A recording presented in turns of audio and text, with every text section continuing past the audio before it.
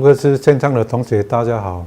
我们今天要上课的单元是 AC 的 LED 驱动系统，主要介绍 Flatbed Control 的系统。Flatbed 我们中文把它翻译成反磁式的转换器。那主要是设计在 AC to DC 的转换器，那也就是从市电110或者220直接进来，然后把它转成一个直流的准位给 LED。那里面会用到一个变压器，这个变压器主要是隔离输入跟输出，那它可以做升压或者降压的一个转换。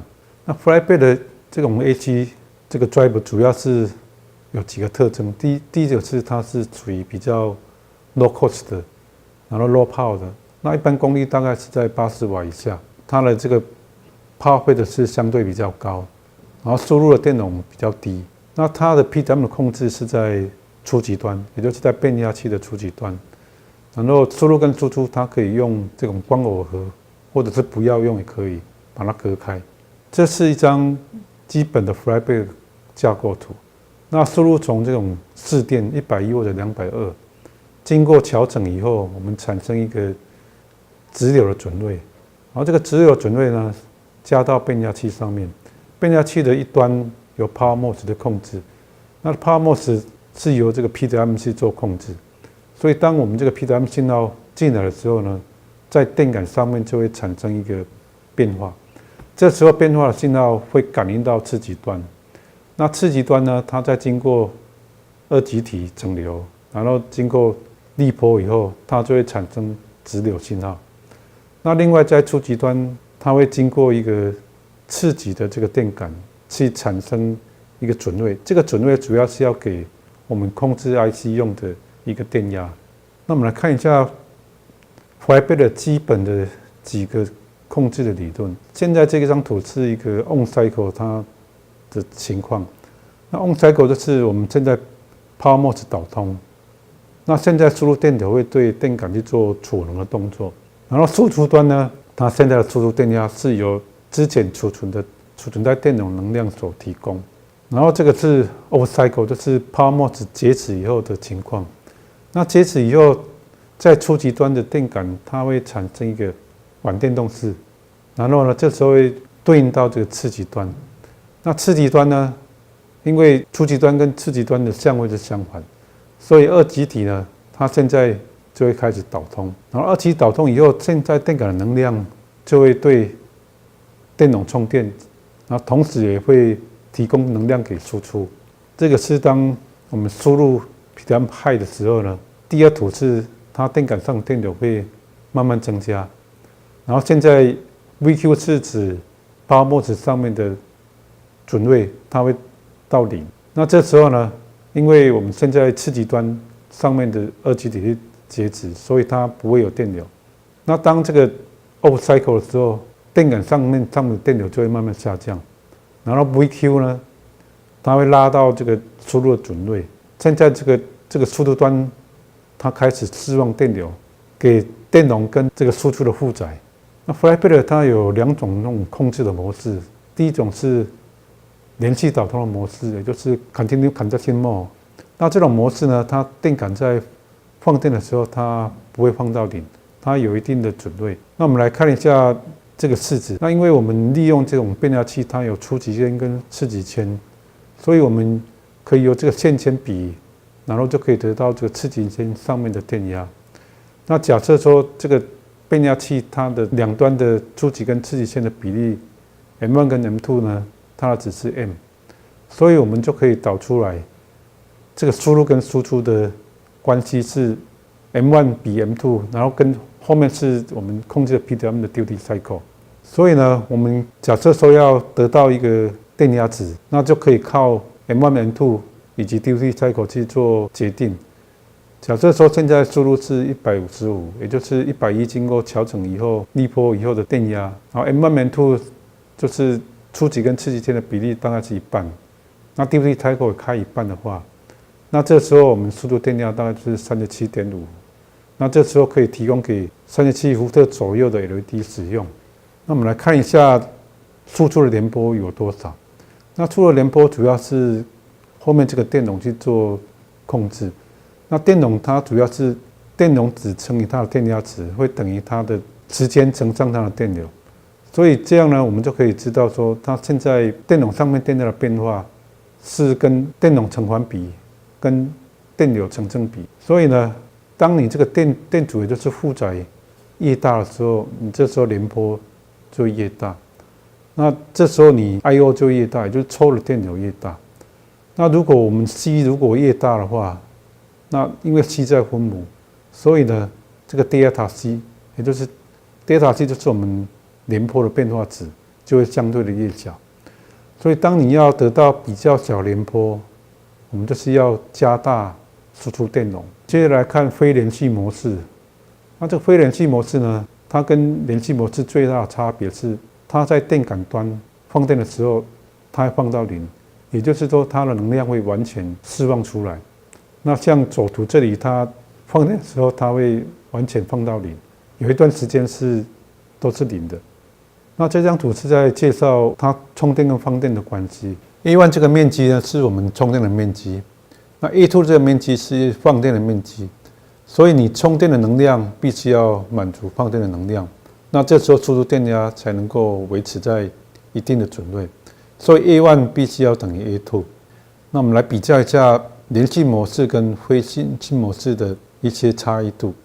那基本上连续模式它设计上是比较简单，然后它的联波是比较低。那非连续模式因为它电感能量会完全释放出来，所以它的效率比较高。那基本上它相对应的这个设计的这个难度也是比较高。那我们来看一下这个电感上面储存的能量。那基本上的储存能量大小呢，跟你的电感量有关。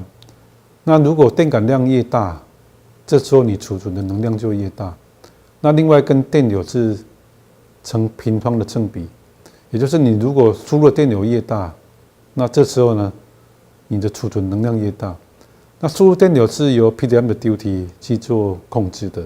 那在变压器的中间，它有一个 gap， 也就是一个空隙。这个空隙它可以调整你输入到输出之间的转换能量的大小。那我们来看一下充电电流是怎么去做决定。这个充电电流它和输入电压还有电感成一个比例。如果你输入电压越大，那你充电电流当然就越大。那如果这个电感如果是越大，因为它瞬间所产生的这种阻抗，电感抗就越大，所以它电流就会相对比较小。然后再跟你的 T 用就是我们 PWM 导通的时间成正比。所以当我们 PWM 的导通时间越大，那这时候你充电的电流就会相对的越大。那一般我们电路设计 Vin 它是固定的 ，LM 它设计好也是固定的，所以我们唯一可以改变充电电流就是 T 用的时间。那现在我们设计的这种 Flyback， 它输入端是一个前桥整流。那前桥整流它进来是一个 sine wave， 那因为要供应的考量，所以后面那个力波电容通常是很低，所以它基本上呢只有准位它是有 sine 的成分在里面。所以我们把这个 sine 波形套到刚刚的公式里面去，那我们整个这个电流呢，就会跟 sin 呢是一个有关系的。sin 我们知道它是从0然后到1，所以当你这个 sin 在比较大的时候，它的这个电流就会比较大。那 sin 比较小的时候，它这个充电电流就会比较小。那我们来看一下，现在这种情况，它泡沫值必须要承受的电压有多少？那因为这个电感上面会产生一个反电动势，所以呢，我们必须要满足2倍的电压，也就是你输入电压再加上反电动势的电压，至少要2倍。那另外还有一些 spike 是我们的可能有一些瞬间的突破，那这个瞬间突破比较难控制，所以一般我们规划大概也是1倍的输入，所以比较保险的承受电压就是大概3倍的输入电压，也就是当你输入是110的时候，那经过整流力波以后大概150，那150我们 VDS 泡沫的承受电压要选择大概450以上是比较安全的。那另外它充电的时候，电感必须要靠磁感的变化才能够充电。那这个充电是跟输入电压还有你的电感是有一定的比例。接下来看一下固定 on 时间的控制方法，这种方法跟 PWM 的方法有一点不一样。那基本上它在输入电压比较低的时候，那现在电流比较小，那我们希望输出能量是可以维持固定，所以现在所前端它上面的 on 的时间的频率就会相对比较高。那当它输入电压比较高的时候，在大概顶的时候，那这时候 on 所出现的这个频率就会相对比较低。我们靠这种类似变频的方法，然后就可以去改变输出的功率。这时候呢，你在电流端就会得到一个类似上坡型的电流，然后就可以得到比较好的功率因素。那么现在来定义什么叫功率因素？功率因素是实在功，就是这个 P 啊，真正的功率值，然后在市在功就是表面上的功率。实功率呢，我们单位是瓦特，然后市在功率它的单位是电压乘上电流，就是 VA。所以呢，实际上的功率是你的市在功再乘上这个一个 cosine 的值，那就是你实际的功率。这个 cosine 值是什么？是指我们输入电压跟电流两个的相位角度差。我们来看这张图，上图呢，蓝色跟红色分别代表电压波形跟电流波形。那红色这个电流呢，它领先电压一个相位，所以呢，这时候它的供应就会下降下来。那下图，因为它供应下来以后，它的导通角度就会变小。它的导通角度就是电压跟电流重叠的地方，就是它导通的角度。那这时候呢，因为它要满足实际上的输出功率，那导通角度变小的时候呢，导通的电流就会变大，所以呢，它瞬间产生的电流就会相对比较大。那这时候衍生的问题就是，当你这个供应变小的时候，那你在相同功率输出的时候，你的电流就要提升，那这会影响到电力公司它电力设备的备载容量，也就是当你供应越低的时候，电力公司所需要提供的电流就越大，也就是它的备载容量就会增加。所以呢，一般如果你家庭的设备如果功率因素太低，电力公司会额外跟你收备载容量的费用。所以一般我们 LED 的供应大概要设计在大于 0.9 以上才能够使用。我们接着来看一下能量守恒定律。能量守恒定律是 NP 是初级端的线圈，然后 IP 呢是初级端的流进去的电流 ，MS 是次级端的线圈数，然后 IS 呢是次级端所吃掉的电流。那这两个呢，输入跟输出它乘起来是会一样的，也就是说，当你这个变压器没有任何 loss 的时候，它输入能量会完全的转换到输出端。那由这种能量守恒定律，我们就可以去推估它的输出电流有多少。那这个1/2是我们的线圈比，然后再看我们现在 TH 比上 TF， 也就是大概是 PM 周期的时间。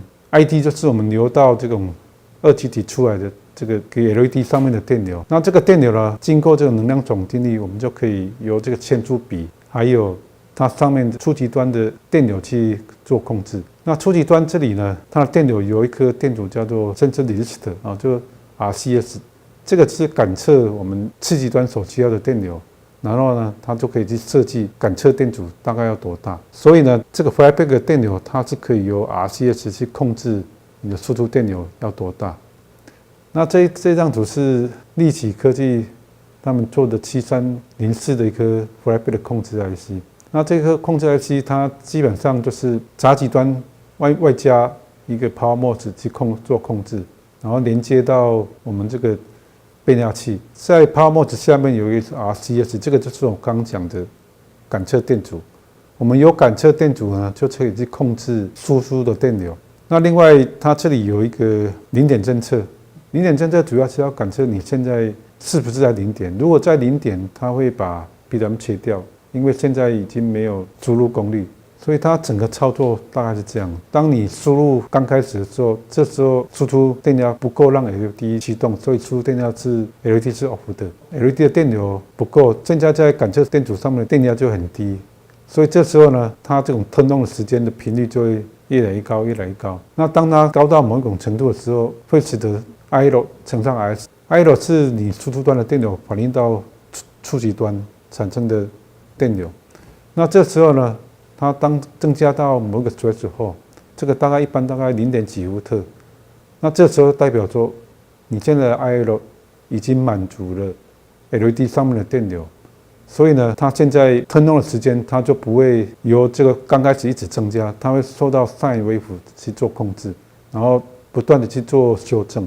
当你大于它的时候 ，IL 乘上 S 大于垂直后的时候，它就会把这个 PWM 的把它直接切掉。这张图是这颗晶片里面的系统方块图，主要的核心就是一个 PWM 的控制的核心，它有继止波。那刚有一个 constant current control， 这个就是在控制它刚开始的导通时间。输出端有一个 driver 去提升它的输出电流，去推动外面的 power MOS。那另外它还有设计短路保护、过温度保护。输入端有一个 CS， 就是做我们刚刚讲的感测电阻的输入端控制。然后最上端有一个 ZCD， 是一个零点侦测，它来侦测输入信号是有接触到零点。那如果有零点的话，这 PWM 它会把它切掉。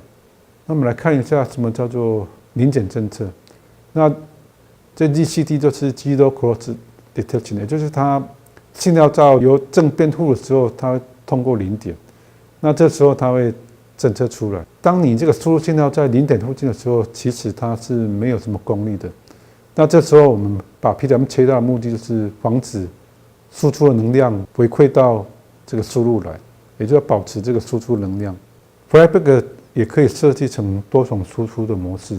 那这张图是3个输出电压，当你设计在不同颜色的 LED 的时候，它所需要电压就会不太一样。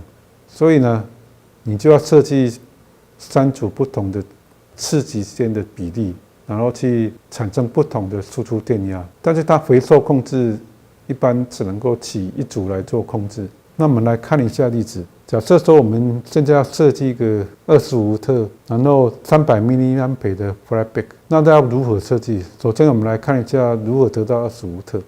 那基本上我们有这个千数比，然后经过这个式子换算以后，我们大概知道它大概是3:1，就可以得到接近25伏特。输出电流呢，我们由刚刚那种输出电流的控制方法，由 RCS 去做控制。那我们套到这个公式，我们要得到 RCS， 假设说输出要300，然后反算回去，它这个 RCS， 然后 duty cycle 大概开一半，大概得到这个比例大概就是差不多在0.2欧姆左右。